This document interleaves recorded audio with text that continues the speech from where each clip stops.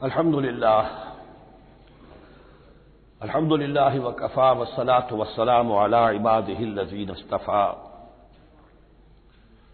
خصوصاً علی افضلهم وخاتم النبیین محمد الامین وعلی آلہ وصحبہ اجمعین.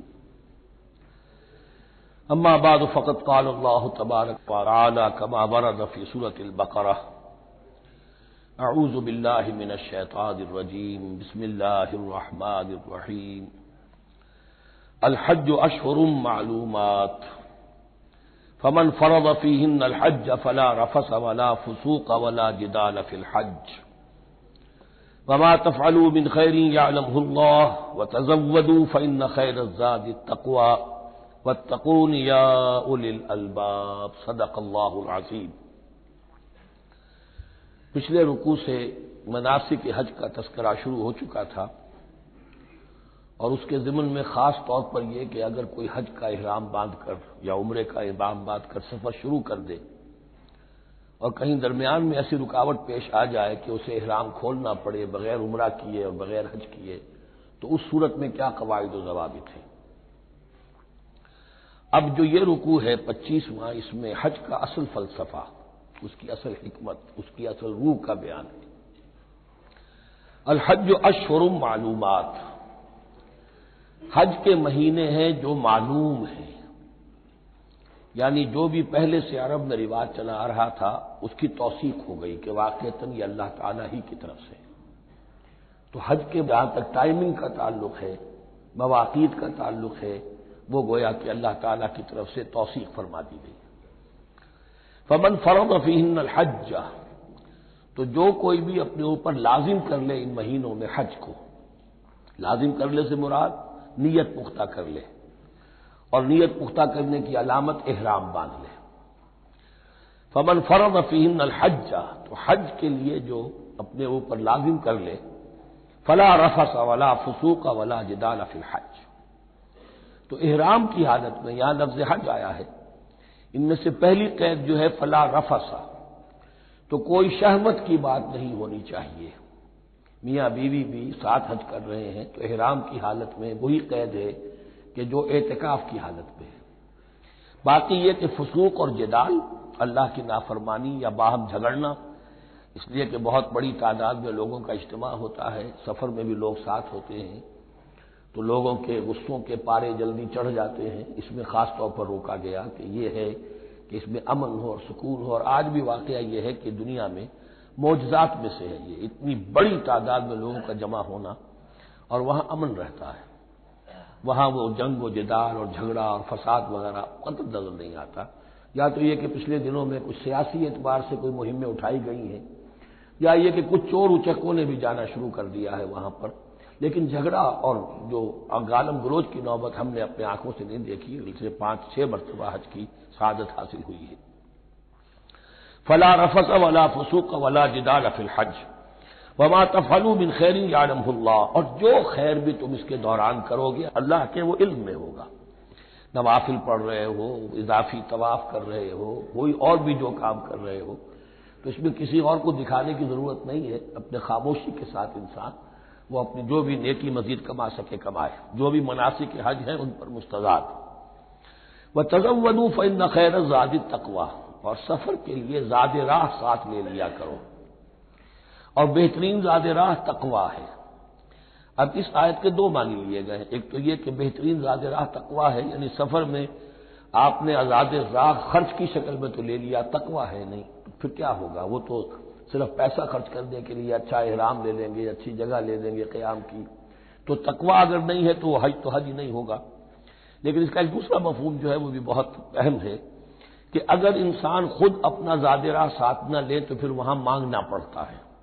تو تقویٰ سے مراد یہاں ہے سوال سے بچنا. بہتر یہ ہے کہ زاد راہ لے کر چلو، اور یہ کہ اس کے لیے تمہیں کسی کے سامنے سائل نہ بننا پڑے. اگر تم صاحب استطاعت نہیں ہو تو حج تم پر فرض ہی نہیں. خامخواہ کو ایک شے جو تم پر فرض نہیں ہے اس کے لیے وہاں جا کر بھیک مانگنا، یا یہاں سے بھیک مانگ کر یا چندہ لے کر جانا، یہ تو قطعاً غلط حرکت ہے.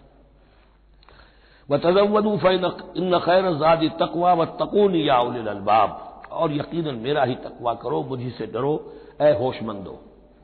لیس علیکم جناح ان تبتغوا فضلا من ربکم، اس میں تم پر کوئی حرج نہیں ہے، کوئی گناہ نہیں ہے کہ تم حج کے سفر کے دوران اپنے رب کا فضل بھی تلاش کرو۔ آدمی ہندوستان سے پاکستان سے جا رہا ہے، اسے ایسی اجناس لے جائے تجارت کے لیے جو وہاں پر بیچ کر کچھ نفع حاصل کر لے، تو یہ تقویٰ کے منافی نہیں ہے۔ اگر وہاں پر کوئی کاروبار کر سکو کرو۔ فَإِذَا أَفَضْتُم مِّنْ عَرَفَاتٍ، تو پھر جب تم عرفات سے واپس لوٹو، اس لیے کہ اصل حج جو ہے وہ عرفہ ہے، الحج العرفہ۔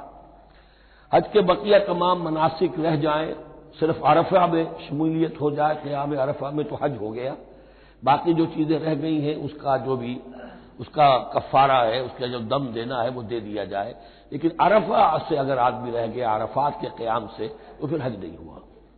اب یہاں سے جب لوٹتے ہو تو فاذکروا اللہ عند المشعر الحرام، یہ ٹائم ٹیبل نوٹ کر لیجئے کہ اصل میں 8 کی شام کو مکے سے نکلتے ہیں 8 ذی الحج کو، اور رات مینا میں گزارتے ہیں۔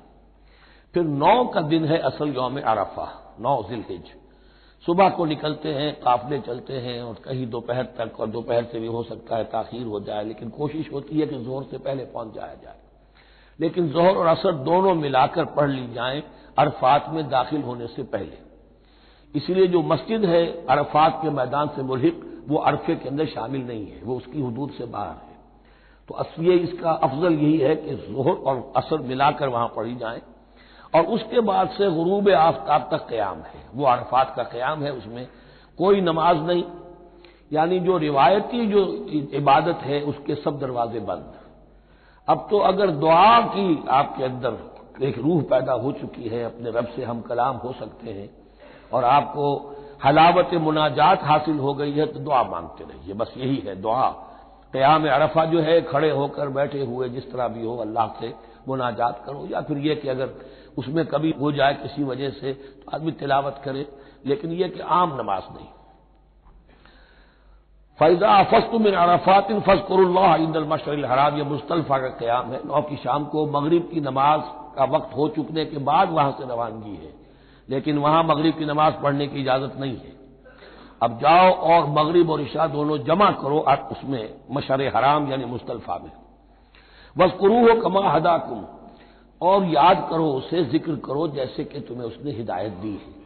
اس سے مراد ہے کہ جو کچھ اللہ کے رسول نے تمہیں سکھایا ہے، ذکر کے جو طور طریقے ہیں، اس کے لیے جو بھی طریقے ہیں وہ اللہ نے ہدایت دی اپنے رسول کے ذریعے۔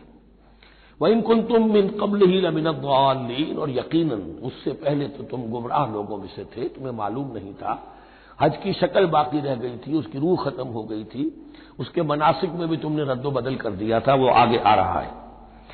ثم افیضوا من حیث افاض الناس، پھر پلٹو وہیں سے جہاں سے کہ سب لوگ پلٹتے ہیں۔ قریش نے یہ کہا تھا کہ ہماری خاص حیثیت ہے کہ ہم تو منا ہی میں مقیم رہیں گے، باہر سے آنے والے لوگ عرفات جائیں اور عرفات سے پھر واپس لوٹیں، یہ سارے مناسک ہمارے لیے نہیں ہیں، ہم تو مکے والے ہیں اور ہماری شان یہ ہے کہ ہم عرفات نہیں جائیں گے، منا ہی میں قیام رہے گا۔ یہاں بتایا گیا کہ یہ تم نے غلط بات ایجاد کر لی ہے، ثم افیضوا من حیث افاض الناس، جہاں سے سب لوگ لوٹتے ہیں یعنی میدان عرفہ سے، وہیں سے لوٹیں۔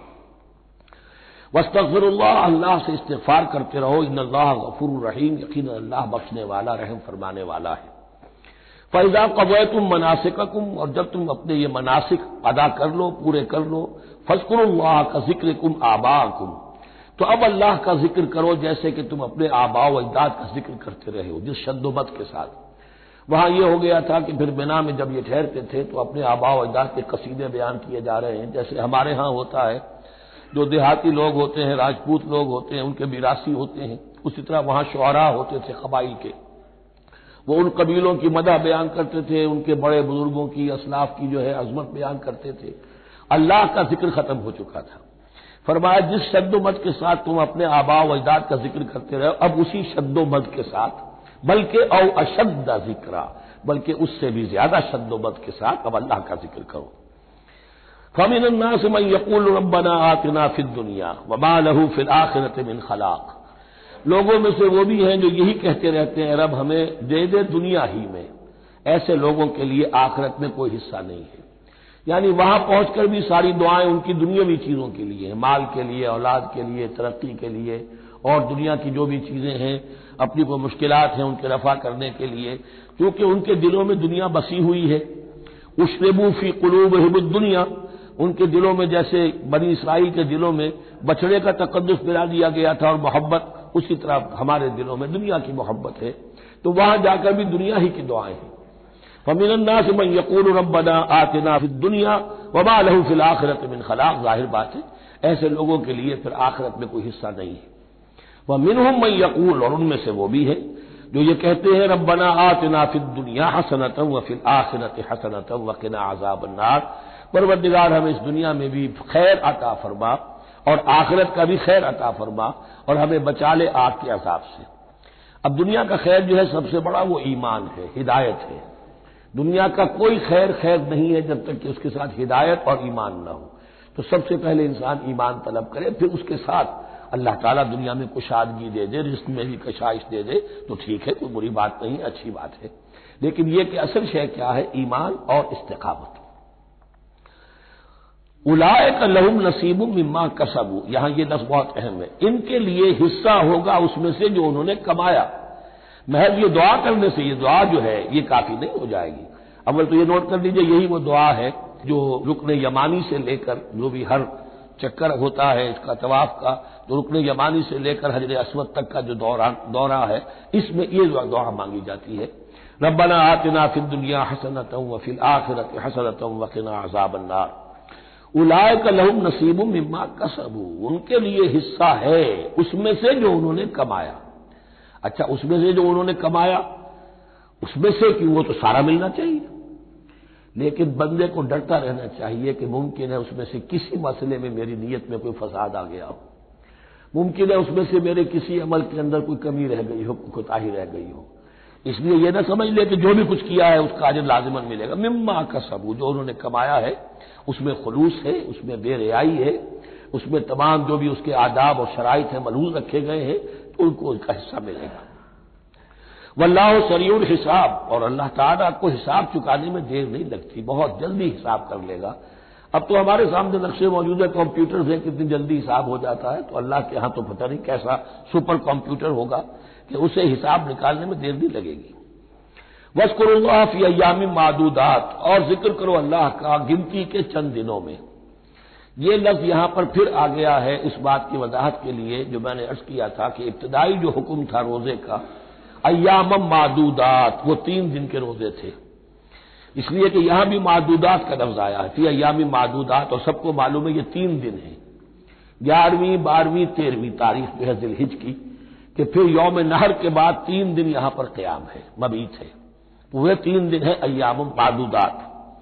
فمن تعجل فی یومین، تو جو کوئی 2 دن ہی میں جلدی سے واپس آ جائے فلا اثم علیہ، یعنی 3 دن پورے نہیں کرتا، 2 دن ہی میں واپسی کو اختیار کر لیتا تو کوئی گناہ اس پر نہیں ہے۔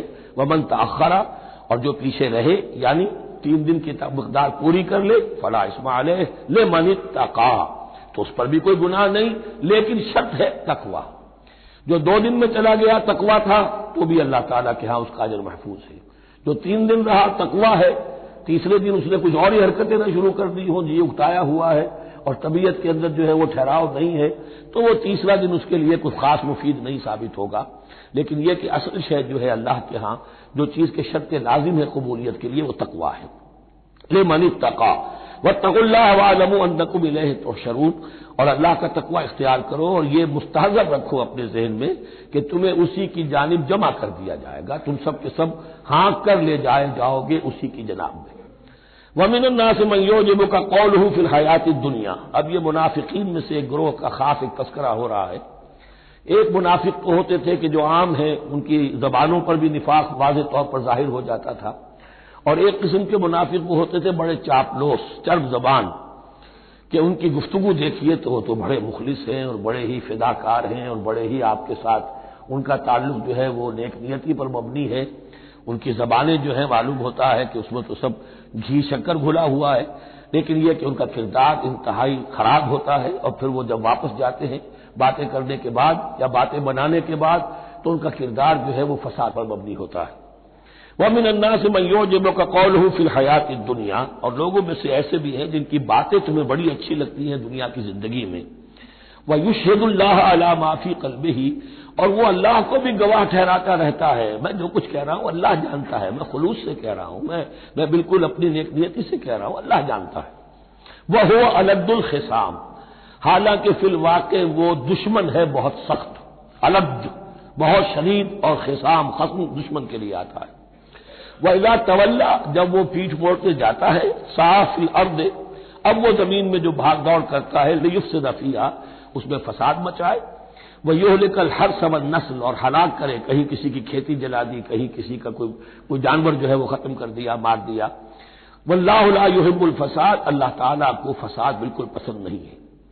وَإِذَا قِيلَ لَهُ اتَّقِ اللَّهَ، جب ایسے شخص سے کہا جاتا ہے کہ تو اللہ کا خوف کرو، اللہ سے ڈرو، تم باتیں ایسی کرتے ہو، عمل تمہارا یہ ہو رہا ہے، سوچو تو صحیح۔ أَخَذَتْهُ الْعِزَّةُ بِالْإِثْمِ، تو اس کو اپنی عزت نفس، جھوٹی عزت نفس گناہ پر اور جما دیتی ہے۔ ایک شخص وہ ہوتا ہے جس سے خطا ہو گئی، غلطی ہو گئی، اس نے اپنی خطا تسلیم کر لی تو اصلاح کر لے گا۔ ایک وہ ہے کہ جو کیسے مان لوں میری غلطی ہے، اس کی جھوٹی انا جو ہے اور جو اس کی جھوٹی عزت نفس ہے وہ اسے اور گناہ کے اوپر چپکا دیتی ہے۔ أَخَذَتْهُ الْعِزَّةُ بِالْإِثْمِ، اس کو اور اس پر جامد کر دیتی ہے۔ فَحَسْبُهُ جَهَنَّمَ، تو اس کے لیے تو اب کافی ہے جہنم ہی۔ وَلَبِئْسَ الْمِہَادُ، اور یقیناً وہ بہت برا ٹھکانہ ہے۔ روایات میں آتا ہے کہ یہ شخص خاص تھا اخنس ابن شریق، اس کا یہ کردار ہے، لیکن یہ تو یوں سمجھیے کہ شان نزول کے اعتبار سے یہ بات ٹھیک ہے، اور یہ کہ تعویل خاص میں اس کو بھی سامنے رکھیں گے، لیکن یہ وہی ہے، کردار ہے، یہ کردار ہر جگہ آپ کو ملے گا۔ اصل میں کردار کو پہچاننا چاہیے اور اس کے حوالے سے اللہ تعالیٰ سے ہدایت طلب کرنی چاہیے کہ اس کردار سے اللہ تعالیٰ ہمیں اپنی حفظ ایمان میں رکھے۔ وَمِنَ النَّاسِ مَن يَشْرِي نَفْسَهُ ابْتِغَاءَ مَرْضَاتِ اللَّهِ، قرآن کا یہ عام اسلوب ہے کہ تقابل ضرور کرتا ہے، فوری تقابل۔ تو اس میں لوگوں میں سے وہ بھی ہیں جو اپنے آپ کو بیچ دیتے ہیں اللہ کی رضا جوئی کے لیے، اپنا تن من دھن، ان صلاتی و نسکی و محیای و مماتی للہ رب العالمین۔ ومن الناس من یشری نفسہ ابتغاء مرضات اللہ واللہ رؤوف بالعباد، اور اللہ اپنے ایسے بندوں کے حق میں بہت شفیق ہے۔ ظاہر بات ہے جس نے یہ ارادہ کر لیا ہو، نیت کر لی ہو، کبھی ایسے شخص سے بھی کوئی کوتاہی ہو سکتی ہے، حالات ہو سکتے ہیں عارضی سے، کبھی جذبات میں آ کر کوئی غلط قدم اٹھ گیا، اللہ پھر معاف فرمائے گا، بڑی شفقت کے ساتھ معاف فرمائے گا۔ طے کر لے انسان، ایک سیدھا راستہ یہی بن جائے، ان صلاتی و نسکی و محیای و مماتی للہ رب العالمین۔ تو پھر یہ ہے کہ کوئی تیز دوڑے گا، کوئی آہستہ چل سکے گا، مختلف صلاحیتوں کے لوگ ہوتے ہیں، اس میں فرق و تفاوت رہے گا، لیکن جس نے یہ عزم کر لیا ہے اللہ تعالیٰ ان کے حق میں بہت شفیق ہے۔ یا ایھا الذین آمنوا ادخلوا فی السلم کافہ، اے اہل ایمان اسلام میں داخل ہو پورے کے پورے۔ یہ گویا کہ وہ بات اب کہی جا رہی ہے کہ جس کا ریورس یا کانورس ہم بنی اسرائیل کے ساتھ جو خطاب تھا اس میں پڑھ چکے ہیں۔ افتؤمنون ببعض الکتاب وتکفرون ببعض، کیا تم ہماری کتاب، ہمارے دین، ہماری شریعت کے ایک حصے کو مانتے ہو اور ایک کو رد کر دیتے ہو؟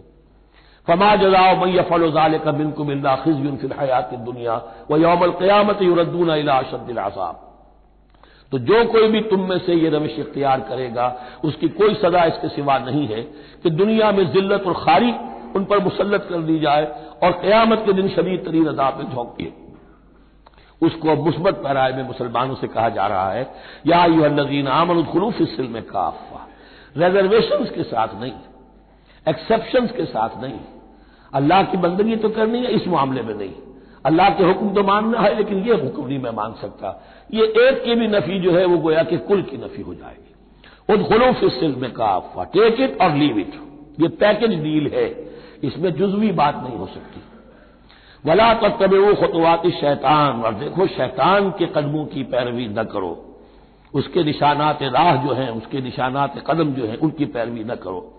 انہ لکم عدو مبین، وہ تو یقیناً تمہارا بڑا کھلا دشمن ہے۔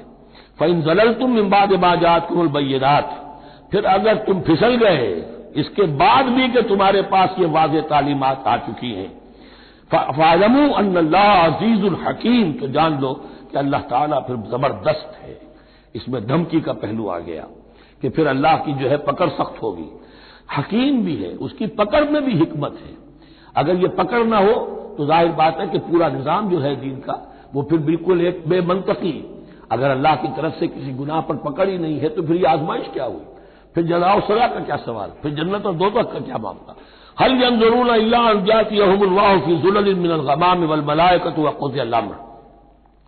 ایک جو نفس انسان کو پٹی پڑھاتا ہے وہ تو یہ ہے کہ دین کا یہ حصہ تو آرام سے کرتے رہو، جو میٹھا وہ حق اور جو کڑوا ہے وہ تھو۔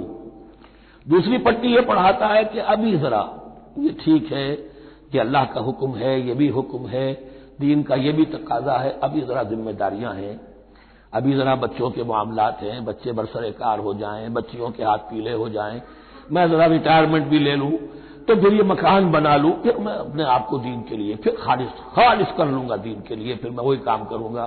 یہ سب سے بڑا دھوکہ ہے، وہ وقت کبھی نہیں آتا۔ اسی لیے فرمائے کس شے کا انتظار کر رہے ہیں؟ هل ينظرون الا ان ياتيهم الله في ظلل من الغمام، کہ اللہ تعالیٰ آ جائے بادلوں کے سائبانوں میں، والملائکۃ اور فرشتے آ جائیں، وقضی الامر اور پھر فیصلے چکا دیا جائے گا۔ کیا معلوم کب وہ گھڑی آ جائے، یہ مہلت امت تو اچانک ختم ہو سکتی ہے۔ پوری دنیا کی قیامت بھی جب آئے گی اچانک آئے گی، اور ہر شخص کی ذاتی قیامت تو اس کے سر کے اوپر تلوار کی طرح لٹکی ہوئی ہے کہ من مات فقط قامت قیامت، جو مر گیا اس کی قیامت تو آ گئی۔ کیا تمہارے پاس گارنٹی ہے یہ سارے کام کرو گے تب تک زندہ رہو گے اور پھر بھی تمہارے جسم میں کوئی توانائی، کوئی رمق باقی رہ جائے گی کہ دین کا کوئی کام کر سکو؟ تو جان لو تم کس چیز کا انتظار کر رہے ہو سکتا ہے اچانک اللہ کی طرف سے مہلت ختم ہو جائے، اسٹاپ رائٹنگ، 3 گھنٹے ہو گئے، بس اب جو لکھ لیا، اب آگے تمہارے پاس مہلت نہیں ہے۔ وَإِلَى اللَّهِ تُرْجَعُ الْأُمُورُ، اور یقیناً تمام معاملات اللہ ہی کی طرف لوٹا دیے جائیں گے۔ سل بنی اسرائیل کم آتیناہم من آیۃ بینہ، اے مسلمانوں پوچھ لو بنی اسرائیل سے ہم نے انہیں کتنی روشن نشانیاں دی، یعنی دیکھو تم بھی کہیں انہی کے راستے پر نہ چلنا، جیسا کہ حضور نے فرمایا تھا لَتَتَّبِعُنَّ سُنَنَ مَن قَبْلِكُمْ، تم لازماً پیروی کرو گے اور چلو گے انہی کے نقوش پا پر۔ سل بنی اسرائیل کم آتیناہم من آیۃ بینہ وَمَن یُبَدِّلْ نِعْمَتَ اللَّهِ مِن بَعْدِ مَا جَاءَتْهُ فَإِنَّ اللَّهَ شَدِیدُ الْعِقَابِ، لیکن جو شخص اللہ کی اس نعمت جو اس کے پاس آ گئی ہے اس میں تبدیلی کرتا ہے، اس میں تحریف کرتا ہے، یا اس میں تحریف کرتا ہے یا اپنے آپ کو بدل لیتا ہے، من بعد ما جاءت ہو، اس کے بعد کہ وہ نعمت اس کے پاس آ گئی، فإن اللہ شدید العقاب، تو یہ جان لو اللہ پھر سزا دینے میں بھی سخت ہے۔ اس کی مثال وہی رکھیے کہ 2 مرتبہ فرمایا یا بنی اسرائیل اذکروا نعمتی التي انعمت علیکم وانی فضلتکم علی العالمین، لیکن انہی سے کہا گیا ضربت علیہم الذلۃ والمسکنۃ وباؤوا بغضب من اللہ، اور یہ مضمون بھی دوبارہ پھر آ جائے گا سورہ آل عمران میں۔ زین للذین کفروا الحیات الدنیا، ان کافروں کے لیے دنیا کی زندگی جو ہے بڑی مزین کر دی گئی ہے، ان کے نگاہوں میں کھب گئی ہے، یہاں کی چمک دمک ہے، شان و شوکت ہے، لمبی لمبی کاریں ہوں چمکیلی نئے ماڈل کی، بڑی اونچی اونچی بلڈنگیں ہوں، حویلیاں ہوں، اعلیٰ کوٹھیاں ہوں، اب یہ ساری چیزیں کس کو اچھی نہیں لگتی، لیکن یہ کہ کفار کے دلوں میں ان کی محبت اتنی پل جاتی ہے کہ پھر کوئی اچھی بات ان کے کوئی زندگی میں نہیں رہتی، نہ کوئی اچھی بات اثر کرتی ہے۔ اہل ایمان کو بھی اگر ایمان کے ساتھ یہ نعمتیں ملیں، قل من حرم زینۃ اللہ التی اخرج لعبادہ والطیبات من الرزق، کو اچھا کھانا، اچھا پینا، اچھا پہننا کو حرام نہیں ہے، کو اللہ نے کس کو لوگوں کے لیے ممنوع نہیں کیا، لیکن دین کے تقاضے ادا کر کے، اللہ کا حق ادا کر کے اور حلال سے کما کر، تب کوئی حرج نہیں۔ زین للذین کفروا الحیات الدنیا، کافروں کے لیے دنیا کی زندگی کو مزین کر دیا گیا ہے۔ وہ حدیث بھی ذہن میں لے آئیے، دنیا سجن المومن و جنت الکافر، یہ دنیا جو ہے مومن کے لیے ایک قید خانہ اور کافر کے لیے باغ ہے۔ وَيَسْخَرُونَ مِنَ الَّذِينَ آمَنُوا، اور وہ مذاق اڑاتے ہیں اہل ایمان کا، دیکھو ان فینیٹکس کو، ان پاگلوں کو، ان بیوقوفوں کو۔ وَيَسْخَرُونَ مِنَ الَّذِينَ آمَنُوا وَالَّذِينَ اتَّقَوْا وَالَّذِينَ اتَّقَوْا فَوْقَهُمْ يَوْمَ الْقِيَامَةِ، اور جن لوگوں نے تقویٰ کی روش اختیار کی تھی قیامت کے دن اب وہ ان کے اوپر ہوں گے، اور بلکہ ہمیں سورہ مطففین میں تو آگے چل کر پتہ چلے گا پھر اہل ایمان ان کا مذاق اڑائیں گے۔ واللہ یرزق من یشاء بغیر حساب، اور اللہ تعالی رزق عطا فرمائے گا جس کو چاہے گا بغیر حساب، یہ جنت کی طرف اشارہ ہے۔ اب یہ جو آیت آ رہی ہے پھر ایک طویل آیت ہے، جسے میں نے عرض کیا تھا بڑے بڑے حسین اور خوشنما حکمت کے اور علم کے اور معرفت کے پھول جو ہیں وہ اس بنتی میں بن دیے گئے ہیں۔ 2 کلڑیاں یعنی شریعت، عبادات اور معاملات، 2 لڑیاں انفاق اور جہاد قتال، جہاد بالمال، جہاد بالنفس، اور ان میں یہ پھول آ جاتے ہیں عظیم۔ اس کو میں نے عنوان دیا ہے آیت الاختلاف، آیت الآیات، آیت البر، اور یہ آیت الاختلاف۔ اختلاف کیوں ہوتا رہا ہے؟ اور یہ بہت اہم ہے، اس لیے کہ جو وحدت ادیان کا فلسفہ دنیا میں کچھ لوگوں کی طرف سے پیش ہوتا ہے، اس کا ایک حصہ صحیح ہے اور ایک حصہ غلط ہے۔ صحیح کون سا ہے، غلط کون سا ہے، وہ اس آیت سے معلوم ہوگا۔ کان الناس امۃ واحدۃ، اس میں کوئی شک نہیں، پہلے تو انسان سب کے سب ایک امت تھے، حضرت آدم کی نسل، حضرت آدم نبی ہیں تو امت تو ایک ہی تھی، جب تک کہ ان کے اندر گمراہی پیدا نہیں ہوئی، اختلافات نہیں ہوئی، شیطان نے کچھ لوگوں کو نہیں ورگلایا، اس وقت تک تو کان الناس امۃ واحدہ، تمام انسان ایک ہی امت تھے۔ اب یہاں تو سمجھ لیجئے کہ یہاں اس کے بعد ایک حرف محذوف ہے، ثم اختلفوا، پھر ان میں اختلافات ہوئے، فساد پیدا ہوا، کچھ لوگوں نے گمراہی کی سرنوشت اختیار کر لی، ایک بیٹا اگر حابیل تھا تو دوسرا قابیل بھی تھا۔ فبعث اللہ النبیین مبشرین ومنذرین، تو اب اللہ نے نبیوں کو بھیجنا شروع کیا جو بشارت دیتے تھے نیکوکاروں کو اور جو خبردار کرتے تھے غلط کاروں کو۔ وانزل معهم الکتاب بالحق لیحکم بین الناس فیما اختلفوا فیہ، اور اللہ نے ان کے ساتھ کتاب نازل فرمائی اپنی، تاکہ وہ حق کے ساتھ نازل فرمائی، تاکہ وہ فیصلہ کر دے لوگوں کے مابین ان امور میں جن میں انہوں نے اختلاف کیا تھا۔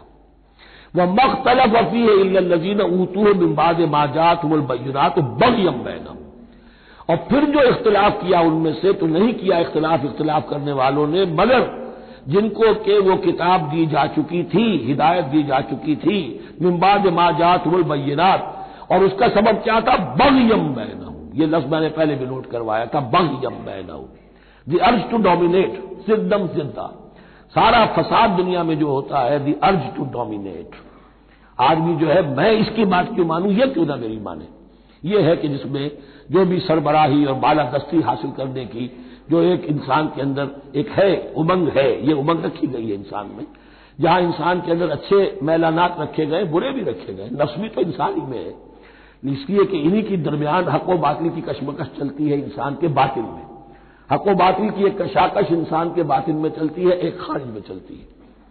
تو فرمایا پھر ہم نے اپنے رسول بھیجنے شروع کیے، فبعث اللہ النبیین مبشرین ومنذرین وانزل معهم الکتاب بالحق لیحکم بین الناس فیما اختلفوا فیہ وما اختلف فیہ الا الذین اوتوہ من بعد ما جاءتهم البینات بغیا بینہم فہدی اللہ الذین آمنوا لما اختلفوا فیہ من الحق باذنہ، تب اس کے بعد اللہ تعالی نے ہدایت دی ان لوگوں کو جو ایمان لائے ان چیزوں کے بارے میں جس میں کہ وہ اختلاف کر چکے تھے حق سے، اپنے حکم سے اللہ نے ان کو ایمان کی طرف ہدایت فرما دی۔ واللہ یہدی من یشاء الی صراط مستقیم، اور اللہ ہدایت دیتا ہے جس کو چاہتا ہے سیدھے راہ کی طرف۔ لیکن اس کا دوسرا ترجمہ یہ بھی ہوگا اللہ ہدایت دیتا ہے اس کو جو چاہتا ہے، من یشاء، من یشاء میں اللہ کی مشیت بھی ہے اور جو ہدایت کا طالب ہوتا ہے، واللہ یہدی من یشاء، جو چاہتا ہے اس ہدایت کا طالب ہوگا، یہ اللہ کے ذمے ہے، اللہ نے اسے اپنے اوپر ایک ذمہ داری سمجھا ہے کہ اس کو یقیناً ہدایت دے گا۔ والذین جاہدوا فینا لنہدینہم سبلنا، جو ہمارے راستے میں کوششیں کریں گے، حق کی طرف بڑھنا چاہیں گے، ہم لازماً ان کو راستہ دکھائیں گے، اپنے راستوں کی طرف ان کی رہنمائی کریں گے، یہ اللہ نے اپنے ذمہ لیا۔ اب حسبتم، اب بڑی سخت آیت آ رہی ہے، یہ بھی بڑی لرزا دینے والی آیت ہے۔ اب دیکھیے صحابہ کرام میں سے ایک بڑی تعداد تھی کہ جو مکے کی سختیاں جھیل کر آئے تھے، مہاجرین، ان کے لیے تو اب جو بھی مراحل آئندہ آنے والے تھے وہ کوئی ایسے ثقیل نہیں تھے، ایسے مشکل نہیں تھے، وہ سختیاں تو وہاں نہیں انہوں نے جھیلنی تھی کہ جو کہ مکے میں مہاجرین نے جھیلی تھی۔ اب ان سے ہے خاص طور پر روئے سخن، اگرچہ خطاب عام ہے اور یہ قرآن مجید میں عام طور پر آپ کو ملے گا کہ الفاظ عام ہیں، لیکن آپ اگر دیکھیں گے تو روئے سخن کسی خاص طبقے کی طرف ہے، تو یہاں در حقیقت ان کو بتایا جا رہا ہے۔ ام حسبتم ان تدخلوا الجنہ، کیا تم نے یہ سمجھا تھا کہ جنت میں داخل ہو جاؤ گے؟ ولما یاتکم مثل الذین خلوا من قبلکم، حالانکہ ابھی تک تو تمہارے اوپر وہ حالات و واقعات تو وارد ہی نہیں ہوئے جو ان پر ہوئے تھے جو تم سے پہلے تھے۔ مستہم الباساء، انہیں آ لیا پہنچی ان کو سختی بھوک کی، والضراء اور تکالیف، وزلزلوا اور وہ ہلا مارے گئے، حتی یقول الرسول والذین آمنوا معہ متی نصر اللہ، یہاں تک کہ پکار اٹھا وقت کا رسول اور جو ان کے ساتھ اہل ایمان تھے، کب آئے گی اللہ کی مدد، الا ان نصر اللہ قریب، اب انہیں یہ خوشخبری دی گئی کہ آگاہ ہو جاؤ اللہ کی مدد قریب ہے۔ یعنی اللہ آزماتا ہے، یہ وہی بات ہے جو اس سے پہلے آ چکی ہے 19ویں رکوع میں بالکل شروع میں، وَلَنَبْلُوَنَّكُمْ بِشَيْءٍ مِّنَ الْخَوْفِ وَالْجُوعِ وَنَقْصٍ مِّنَ الْأَمْوَالِ وَالْأَنفُسِ وَالثَّمَرَاتِ، ہم لازماً آزمائیں گے۔ یہ کوئی پھولوں بھرا راستہ نہیں ہے، پھولوں کی سیج نہیں ہے، حق کا راستہ ہے، یہ کانٹوں بھرا بستر ہے، کانٹوں بھرا راستہ ہے، اس کے لیے ذہناً تیار ہو جاؤ۔ در رہے منزل لیلا کہ خطر ہاست بسے، شرط اول قدمی نس کے مجنوں باشی، دیکھ سمجھ کر آؤ۔ ام حسبتم ان تدخلوا الجنة ولما يأتكم مثل الذين خلوا من قبلكم مستهم البأساء والضراء وزلزلوا حتى يقول الرسول والذين آمنوا معه متى نصر الله ألا إن نصر الله قريب۔ یہ آیت پھر مسلمانوں کو، صحابہ کرام کو سورہ صف میں یہ خوشخبری سنائی گئی جبکہ غزوہ احزاب واقع ہو چکا تھا اور شدید ترین امتحان سے محمد الرسول اللہ اور ان کے صحابہ گزر چکے تھے کامیابی کے ساتھ، تب انہیں خوشخبری دی گئی ہے۔ سورہ صف اس وقت نازل ہوئی ہے، وَأُخْرَىٰ تُحِبُّونَهَا نَصْرٌ مِّنَ اللَّهِ وَفَتْحٌ قَرِيبٌ۔ اب تمہارے لیے وہ خوشخبری ہے، اے نبی بشر المومنین، اپنے اہل ایمان ساتھیوں کو بشارت دے دیجئے کہ اب وہ وقت آ گیا ہے کہ اللہ کی نصرت کے دروازے کھلتے چلے جائیں گے۔ یسألونک ماذا ينفقون، یہ آپ سے پوچھ رہے ہیں کہ وہ کیا خرچ کریں، جو انفاق کے لیے کہا جا رہا ہے کیا خرچ کریں۔ تو انسان جو بھی بھلائی کے لیے خرچ نکالے اس میں سب سے پہلا حق کن کا ہے؟ قل ما انفقتم من خیر، کہہ دیجئے جو بھی تم خرچ کرو خیر میں سے، دولت میں سے، مال اسباب میں سے، فللوالدین، سب سے پہلا جو حق ہے وہ والدین کا ہے، والاقربین اور رشتہ داروں کا ہے، والیتامى اور یتیموں کا ہے، والمساکین اور محتاجوں کا ہے، وابن السبیل اور مسافر کا ہے، وما تفعلوا من خیر فإن اللہ بہ علیم، اور جو بھی خیر تم کماؤ گے، جو کام بھی اچھا کرو گے، جان لو وہ اللہ کے علم میں ہے۔ یہ ضرورت نہیں ہے کہ دنیا واقف ہو اس سے، تمہیں اگر اجر اللہ سے لینا ہے تو اللہ تو رات کے اندھیرے میں بھی دیکھ رہا ہے، اور تمہارے داہنے ہاتھ میں جو کچھ دیا ہے بائیں کو پتہ نہیں چلا تو اللہ کو تو پھر بھی پتہ چل گیا۔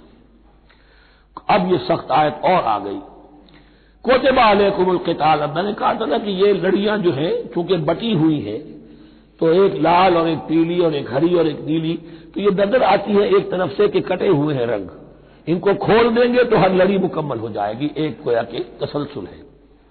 کتب علیکم القتال وہو کرہ لکم، مسلمانوں اب تم پر جنگ فرض کر دی گئی ہے اور وہ تمہیں گراں گزر رہی ہے۔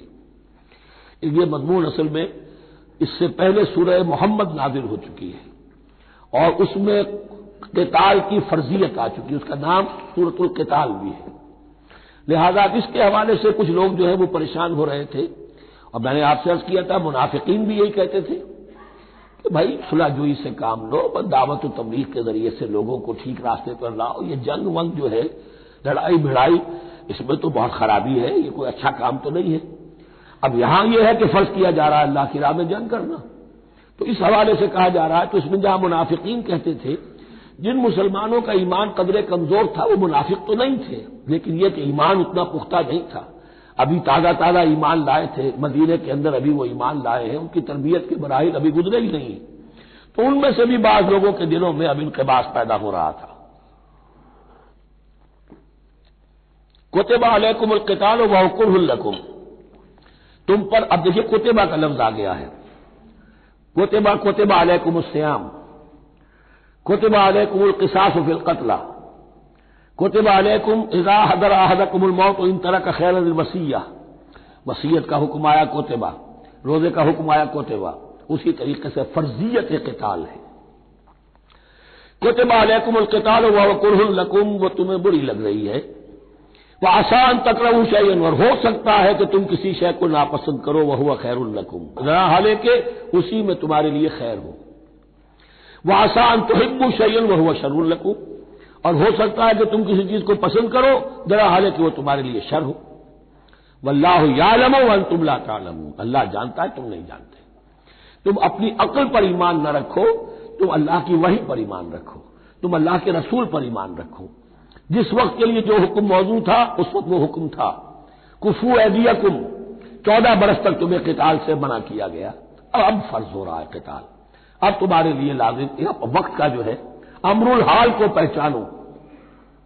واللہ یعلم وانتم لا تعلمون یسألونک عن الشہر الحرام قتال فیہ.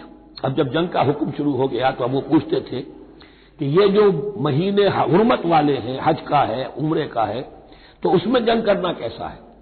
اس لیے کہ سیرت میں یہ واقعہ آتا ہے، وقت نہیں ہے تفصیل سے میں بیان کر سکوں کہ نخلا کی وادی میں ایک مقابلہ ایسا پیش آ گیا تھا کہ وہ رجب کا مہینے کا بھی دن تھا اور اس میں ہی کوئی قتال ہو گیا، مسلمانوں کے ہاتھوں ہوا یا مسلمانوں کے اوپر ایسی سچویشن ہو گئی کہ انہیں مجبوراً وہ کام کرنا پڑا. اس پر شور اٹھا دیا، دیکھو ان لوگوں کا کیا حال ہے، بنے پھرتے ہیں اللہ والے، رسول والے، دین والے، آخرت والے، اور ان کا حال یہ ہے کہ یہ حرمت والے مہینے کو انہوں نے بٹا لگا دیا، اس میں جنگ کی ہے. یہ اصل میں ان حضرات کی طرف سے گویا کہ اللہ تعالیٰ اپنے ان مومن بندوں کی طرف سے خود صفائی پیش کر رہے ہیں. یسألونک عن الشہر الحرام قتال فیہ، یہ پوچھتے ہیں آپ سے حرمت والے مہینوں میں قتال کا حکم. قل قتال فیہ کبیر، کہہ دیجئے ہاں حرمت والے مہینے میں جنگ کرنا بہت بڑی بات ہے، یعنی بہت بڑا گناہ ہے، لیکن وصد عن سبیل اللہ وکفر بہ والمسجد الحرام واخراج اہلہ منہ اکبر عند اللہ. یہ بھی تو دیکھو کہ جن لوگوں نے وہ جرم کیے ہیں کہ جنہوں نے اللہ کے راستے سے روک دیا، اللہ کا کفر کیا، مسجد حرام کے راستے روک دیے مسلمانوں کے لیے، اب یہ نہیں جا سکتے، بیت اللہ میں عبادت نہیں کر سکتے، اخراج اہلہ منہ، اس میں سے لوگوں کو نکلنے پر مجبور کر دیا مکے کے مسلمانوں کو. اکبر عند اللہ، گناہ تو وہ بھی ہے لیکن یہ کہیں بڑا گناہ ہے اللہ کے نزدیک. تو سینس آف پروپورشن ہونا چاہیے کہ کس چیز کے مقابلے میں کس شے کی برائی ہے. والفتنۃ اکبر من القتل، یہ پہلے بھی آ چکا ہے، والفتنۃ اشد من القتل، اب آیا والفتنۃ اکبر من القتل.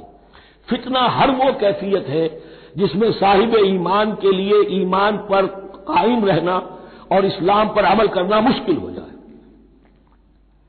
آج کا پورا معاشرہ فتنہ ہے، اسلام پر عمل کرنا مشکل ہے. بدماشی کے راستے کھلے ہوئے ہیں، حرام خوری کے راستے کھلے ہوئے ہیں، حلال عقل حلال، دانتوں پسینہ آئے تو شاید نصیب ہو. شادی کے نکاح کے راستے بند کیے ہوئے ہیں، یہ شرطیں ہیں اور یہ شرطیں ہیں اور یہ شرطیں ہیں اور یہ ہے اور یہ چیزیں ظالمی ہیں، اور زنا کے راستے کھلے. جائیے جس معاشرے کے اندر جب غلبہ باطل کا ہوگا حق پر چلنا ممکن نہیں رہے گا. وہ جو باطل کا غلبہ ہے وہ سب سے بڑا فتنہ ہے. والفتنہ تو اکبر من القتل، فتنہ جو ہے بہت بڑی شے ہے قتل کے مقابلے میں. ولا یزالون یقاتلونکم حتی یردوکم عن دینکم ان استطاعوا، اور سن لو یہ لوگ تم سے جنگ کرتے رہیں گے یہاں تک کہ لوٹا دیں تمہیں اپنے دین سے، اگر وہ کر سکتے ہوں. وہ تو تلے ہوئے ہیں اس پر کہ تمہیں لوٹا کر لے جائیں گے اپنے دین سے. یہاں اشارہ ہو رہا ہے مشرکین مکہ کی طرف، کیونکہ اب یہ تمہید چل رہی ہے سورہ بقرہ کے اندر غزوہ بدر کے لیے. اب اس کے بعد غزوہ بدر ہونے والا ہے، اس کے لیے ذہنی تیاری. ولا یزالون یقاتلونکم حتی یردوکم عن دینکم ان استطاعوا، وہ تو اپنی سے کوشش کرتے رہیں گے کہ تمہیں تمہارے دین سے پھرا کر لوٹا کر واپس لے جائیں اگر ان میں طاقت ہے. ومن یرتد منکم عن دینہ، اور سن لو جو بھی کوئی تم میں سے پھر گیا، مرتد ہو گیا اپنے دین سے، فیمت، اور اسی حالت میں اس کی موت آ گئی، وہو کافر، کہ وہ کافر ہی تھا، فاولئک حبطت اعمالهم فی الدنیا والآخرہ، تو یہ وہ لوگ ہوں گے کہ جن کے تمام اعمال دنیا اور آخرت میں حبط ہو گئے. پہلے کتنے ہی نیکیاں کی ہوئی تھیں، کتنے ہی نمازیں پڑھی ہوئی تھیں، کتنا ہی جو ہے انفاق کیا تھا، صدقات دیے تھے، کچھ بھی کیا، سب کا سب زیرو ہو جائے گا. وَأُولَٰئِكَ أَصْحَابُ النَّارِ هُمْ فِيهَا خَالِدُونَ، اور وہ ہوں گے جہنم والے اور رہیں گے اس میں ہمیشہ ہمیشہ. ان الذين آمنوا والذين هاجروا وجاهدوا في سبيل الله اولئك يرجون رحمت اللہ واللہ غفور رحیم. یقیناً وہی لوگ جو ایمان لائے اور جنہوں نے ہجرت کی اور جہاد کیا اللہ کی راہ میں، یہ وہ لوگ ہیں جو اللہ کی رحمت کے امیدوار ہیں. بڑا لطیف طنز ہے ان پر. جا رہے ہیں حرام کے راستے پر، اللہ رحمت فرمائے گا. اللہ رحمت نہیں فرماتا، اللہ کی رحمت کا مستحق بننا پڑتا ہے. اللہ کی رحمت کا مستحق وہی ہے. ان الذین آمنوا والذین ہاجروا وجاہدوا فی سبیل اللہ اولئک یرجون رحمت اللہ. وہ امیدوار ہیں اللہ کی رحمت کے، وہ امید کرے تو ان کی امید بجا ہے۔ واللہ غفور الرحیم، اور یقیناً اللہ تعالیٰ غفور الرحیم ہے۔ یسألونک عن الخمر والمیسر، اب دیکھیے یہاں سے شریعت کا جو بلو پرنٹ اب تیار ہونا شروع ہوا، کچھ احکام پہلے آ چکے اور کچھ احکام اب آ رہے ہیں، تو بیچ بیچ میں یہ لڑیاں جو ہے کٹی ہوئی ہیں۔ یہ آپ سے پوچھ رہے ہیں نبی صلی اللہ علیہ وسلم شراب اور جوئے کے بارے میں، قل فیہما اسم کبیر، اے نبی ان سے کہہ دیجئے کہ ان دونوں کے اندر بہت بڑے گناہ کی پہلو ہے، ومنافع للناس، اور لوگوں کے لیے کوئی منفعتیں بھی ہیں، واسمہما اکبر من نفعہما، اور ان کا جو گناہ کا پہلو ہے وہ نفع کے پہلو سے بڑا ہے، بس یعنی اشارہ کر دیا کہ چھوڑ دو اس کو، اب تمہاری عقل سلیم کے حوالے معاملہ ہے، حقیقت تم پر کھول دی گئی، یہ ابتدائی حکم ہے لیکن حکم کے پیرائے میں نہیں، بس یہ ہے کہ کچھ فائدے بھی ہیں، وہ تو ہے میں سے غرض نشاط ہے کچھ روسیا کو، ایک گونا بے خودی مجھے دن رات چاہیے، اور میں کدے کی راہ سے ہو کر گزر گیا ورنہ سفر حیات کا بے حد طویل تھا۔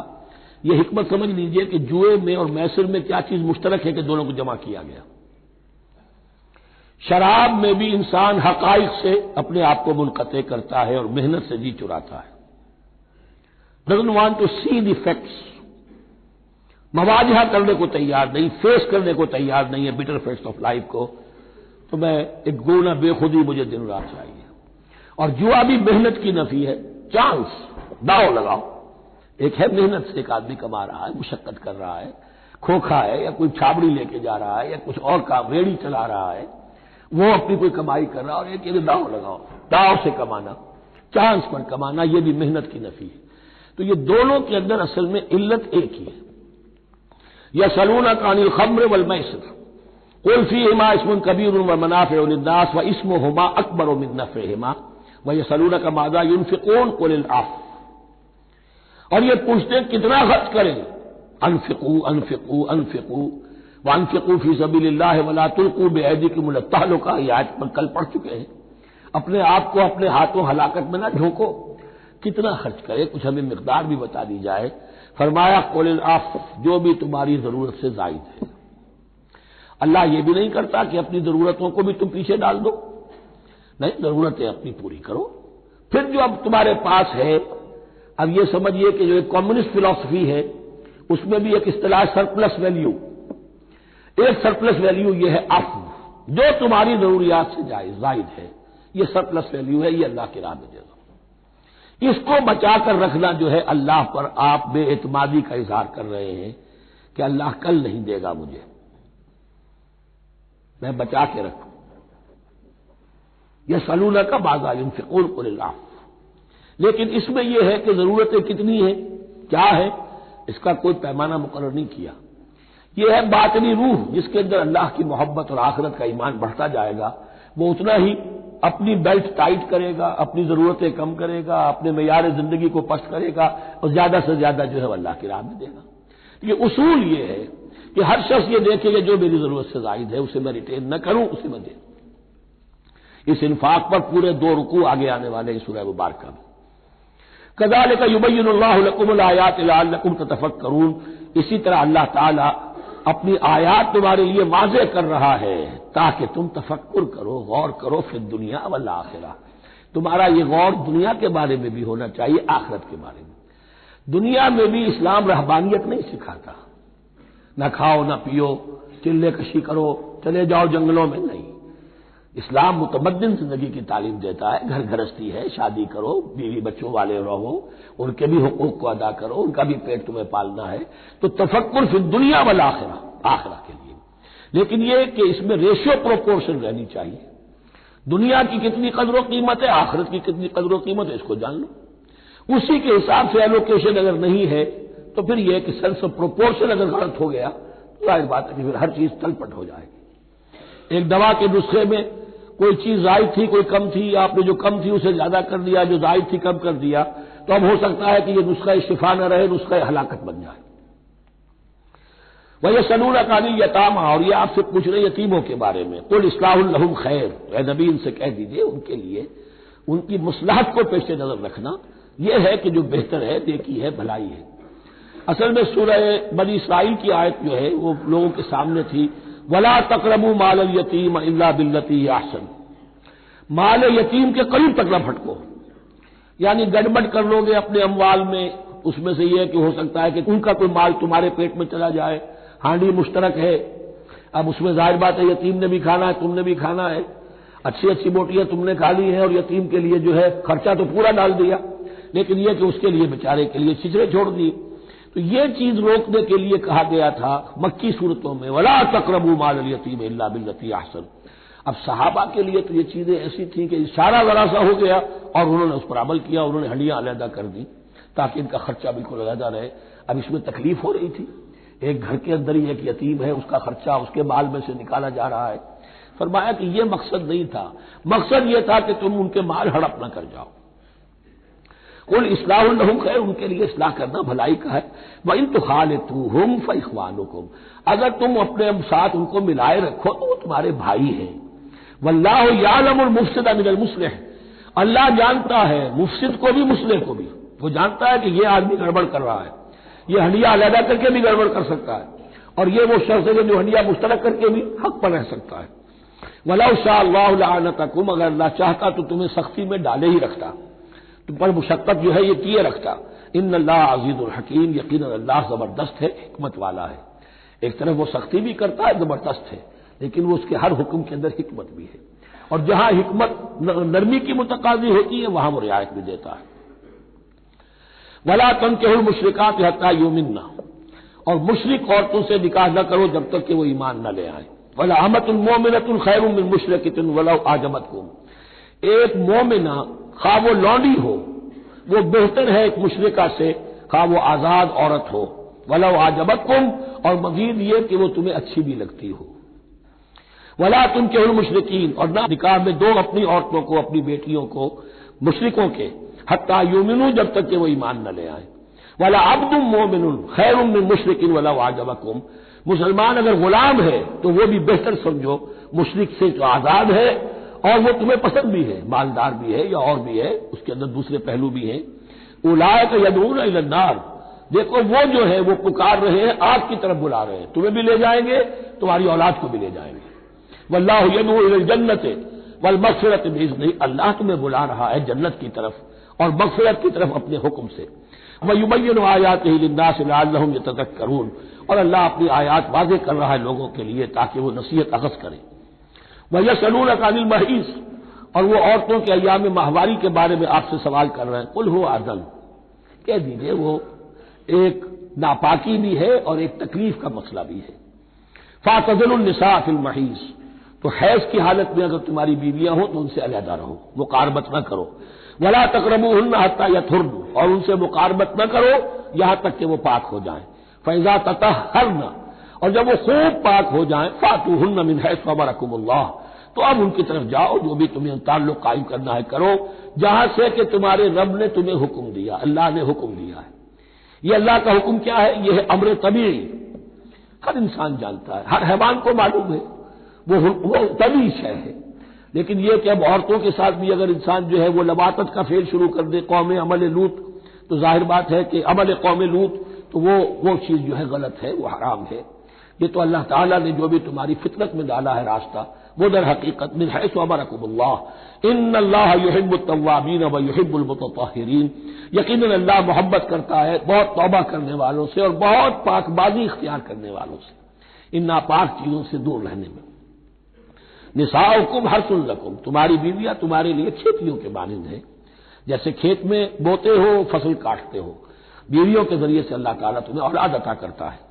فاتو حرثکم انا شئتم، تو جو بھی کھیتی والی جگہ ہے ادھر تم جاؤ جدھر سے جاؤ، یعنی اس میں یہ ہے کہ کوئی رکاوٹ نہیں ہے، وہ داہنی طرف سے بائیں طرف سے جدھر سے بھی ہو، لیکن ہو وہ فرض کے اندر، وہ وقت کے اندر معاملہ نہ ہو۔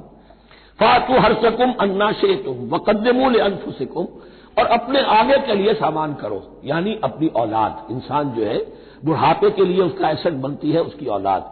آج تو دنیا اولاد سے بھاگتی ہے، لیکن ایک زمانے میں تو اولاد جو ہے وہ عصائے پیری شمار ہوتی تھی۔ وَقَدِّمُوا لِأَنفُسَكُمْ وَاتَّقُوا اللَّهَ وَاعْلَمُوا أَنَّكُمْ مُلَاقُوهُ، اور اللہ کا تقوی اختیار کرو۔ ابھی آپ دیکھیں گے کہ جو حکم بھی شریعت کا آئے گا بار بار تکرار کے ساتھ جو ہے اس میں تو تقوی کا ذکر بار بار آئے گا کہ ایک قانون ہے، اس کی قانونیت ہے، ایک ہے تقوی۔ قانون کی لاکھ پیروی کی جا رہی ہے تقویٰ نہ ہو تو وہ قانون جو ہے وہ مذاق بن جائے گا، تماشا بن جائے گا. اس کے بعد مثالیں آئیں گی ابھی. واتقوا اللہ واعلموا انکم ملاقوہ، اور اللہ کا تقویٰ اختیار کرو اور جان لو تمہیں اس سے مل کر رہنا ہے، حاضر ہونا ہے اس کے جناب میں. وبشر المؤمنین، اور اے نبی اہل ایمان کو بشارت دے دیجئے.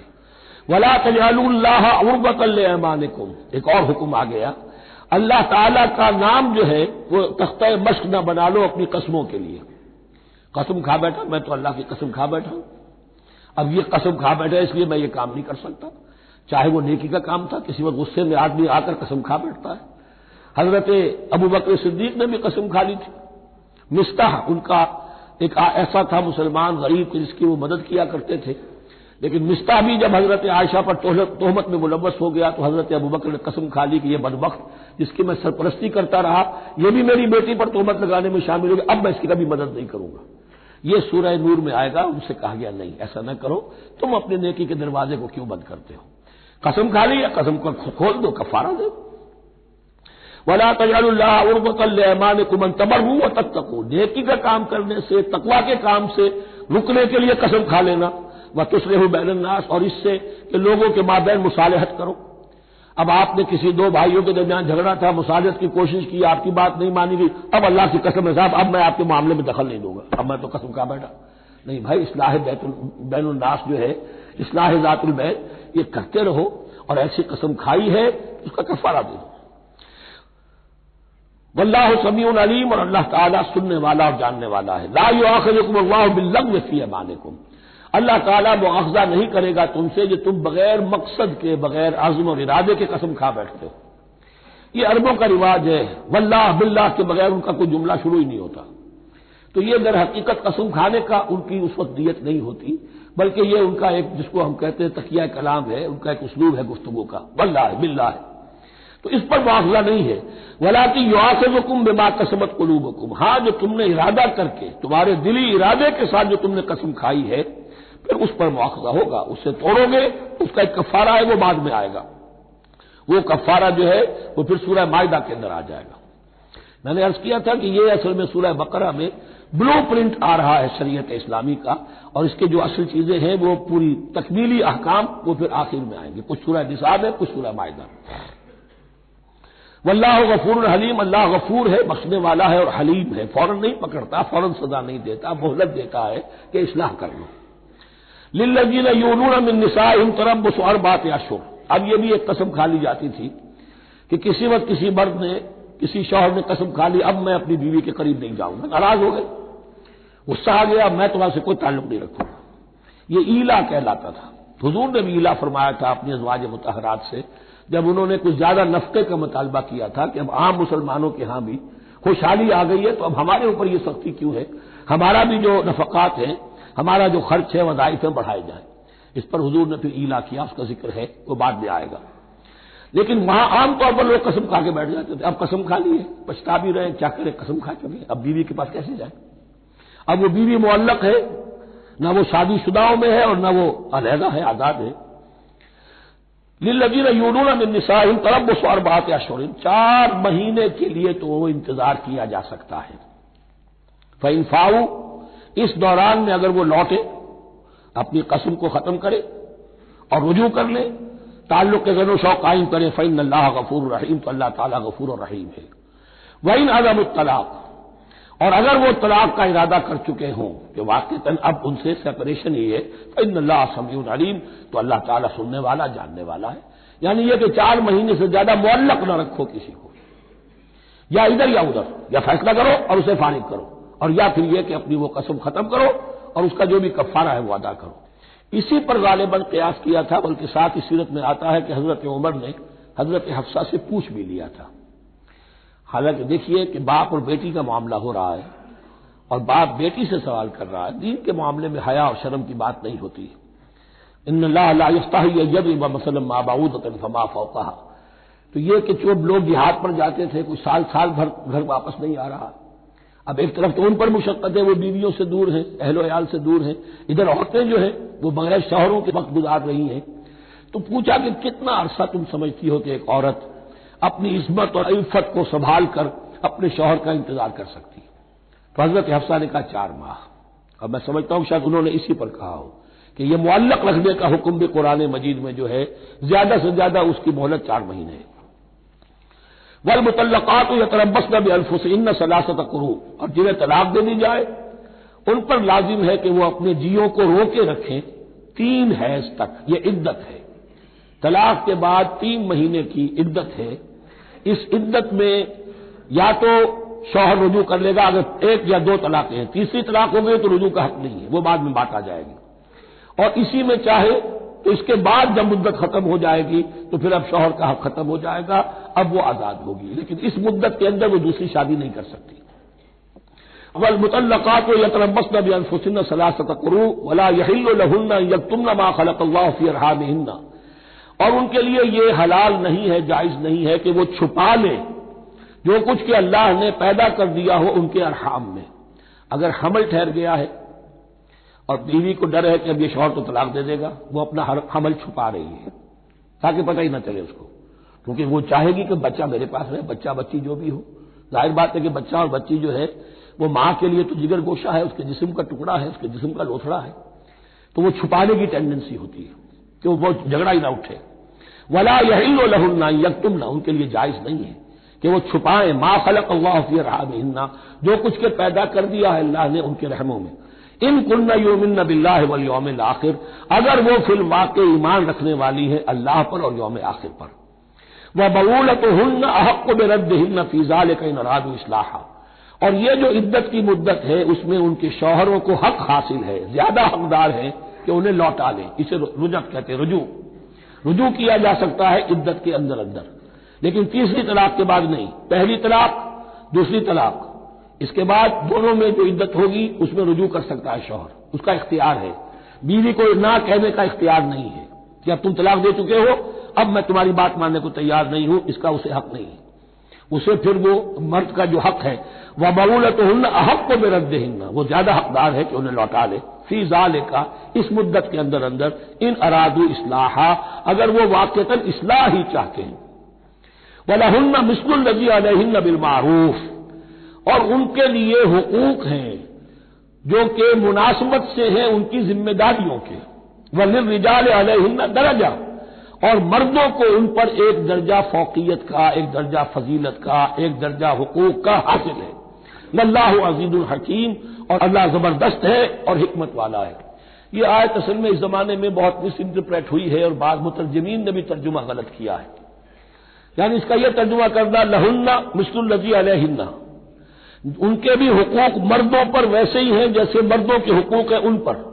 تو یہ تو مساوات ہو گئی، اور مساوات جو اسلامی شریعت میں مرد اور عورت کے درمیان، شوہر اور بیوی کے درمیان نہیں ہے. مراد کیا ہے؟ لام اور اعلیٰ کا جو استعمال ہوتا ہے عربی میں، لام کسی کے حق کے لیے اور اعلیٰ کسی کی ذمہ داری کے لیے.